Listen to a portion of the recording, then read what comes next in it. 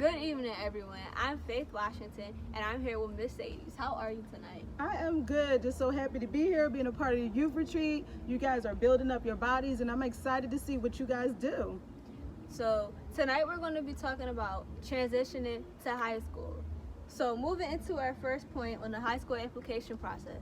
So how many people are needed in this decision? So your opinion is extremely important in the high school application process, but you also will need your parents, your classroom teachers, your principals, and your guidance counselor. If you are in charter or private school, your principal will really be a part of pushing your application through. Right. So how long is the process? So the process normally starts in the second or third week of September and goes all the way until like the first week of November. During that time, you will experience the high school fair. You will be able to do some meet and greets at your schools for open houses for the potential schools you would like to go to.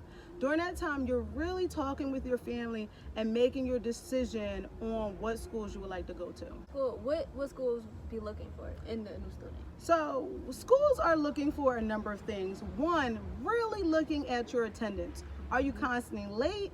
Do you attend school 95% of the time? They will also be looking at your behavior. What kind of student are you? Do you have suspensions? Are you on student council? Do you make really good changes inside your school? Do you have really great relationships? They also will be looking at your grades.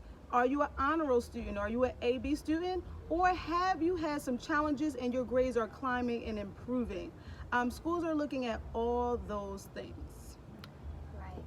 So how many schools can you pick? So you can select 5 schools. If you are going to a public school or thinking about a public school, the high school application is for public schools only. If you want to do charter or private school, those schools have their individual own application process that you will have to call the schools or go on their individual website. So 5 schools, 5 public schools. All right. And what makes a top 10 school? Great question. So like I said, greatphillyschools.com is an awesome website for resources. When you go on that website, again, greatphillyschools.com, not org.com, when you go on that website, you can select high schools, and there 131 schools will come up. 131. So that includes public, private, and charter schools. So what makes a top 10 school? The website rates schools from a 0 to a 10. So moving into our second point on relationships with teachers, principals, and counselors. So how do I build this relationship? Well, it really starts with completing your assignments. Do you complete your assignments on time? Are you building up a good rapport, asking teachers, how's your day going? How are you? Are you being a respectful student? All of that plays into the relationship of, creating a good, strong bond. Right. So, and why are these relationships important? So the relationships are important because you are going to need letters of recommendation. If you are moving to high school or already in high school, you will need letters talking about your character and who you are as a student. Your teachers, your guidance counselor, and your principals will play a part in that.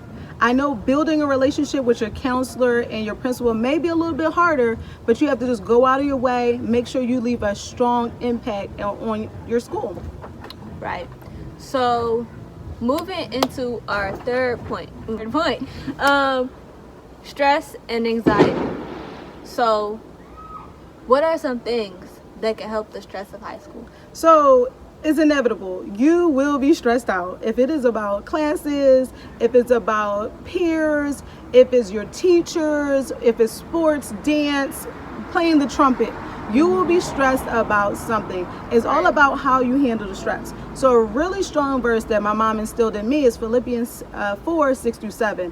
Be anxious for nothing, but in all things, prayer and supplication, give thanks to the Father. So even now as an adult, if I'm waiting for something or I'm anxious about something, I repeat that verse to me. That's a power verse. Find your power verse, write it in your notebook, put it on the inside of your book bag, write it on your bedroom wall, but find verses that build you up during that time. Other things you can do is download the app Headspace or Calm. Those are 2 apps that I use that you can do affirmations in the morning, you could do them when it's late at night, or you can listen to the calming sounds during the course of the day. I will also say talk to your family and friends. No one knows you're stressed unless you tell them. So look for opportunities to open up to the people that are the closest to you, people that can help you and talk to you about your stress. The last point is going to sound a little weird, but I would say join an activity, join a club, or do things you love. So if you love to paint, you love to sing, you love to dance, you love to play sports, make sure you're doing that, because you'll start teaming up with other young people and you'll find out how are they dealing with stress, and you'll be able to have a calmer life by building good relationships. Right. So, what are some good sleep habits that we should have? Great question. When I talk to tons of young people and I ask them about what are you doing in positive or for your positive mental health, people say, oh, I sleep. Wrong answer. No. I'm actually going to turn and just ask you a question. What is a nap? How long is a nap? 15-20 minutes. Okay. So great answer. 15 to 20 minutes is a nap. If you are coming home and you're going to sleep for 2 to 3 hours, you have went to bed. That is no longer a nap. Now you are going to be up for that time of night. So creating a good sleeping habit is like setting your alarm, what time you're going to go to bed, using your iPhone or your Android and checking your sleeping habits. Are you going to bed for 8 hours a night? Are you getting a full night's worth of rest? Because your sleep habits affect your stress habits. They're directly connected. Yes. So moving into our last point, questions for you. All right, so I have just some quick advice for moving on to high school and adapting to that life. The first thing is make sure you have goals. You should always set short-term goals and long-term goals. Short-term goals are about 2 to 3 months. What do you want done in the course of 2 to 3 months? And even thinking about the summer, what do you want to accomplish by August? What do you want to do? And it doesn't have to be academically related. It could be learning a new dance or learning a new language or just painting more or singing more, things that bring you joy. But then you also should have long-term goals of answering the question, what do you want to be when you grow up? Write those goals down. Just like you wrote down your power verse, right next to your power verse are your goals. So every day you're looking at it, you're thinking about how are you going to achieve those goals. The second thing I would say is every negative experience you have, and you will have negative experiences, look for ways to turn it into a positive outcome. So you may fail a test. Always think about what is the lesson learned. You may not, make the team, basketball, cheerleading, drill team, but what is your lesson learned? Maybe, you're not so great in that area and you practice more and you try out again. Or maybe you go to a different club. But you will have negative experiences. Is how you turn it for the positive. And the last thing I would say is I love this Bible verse.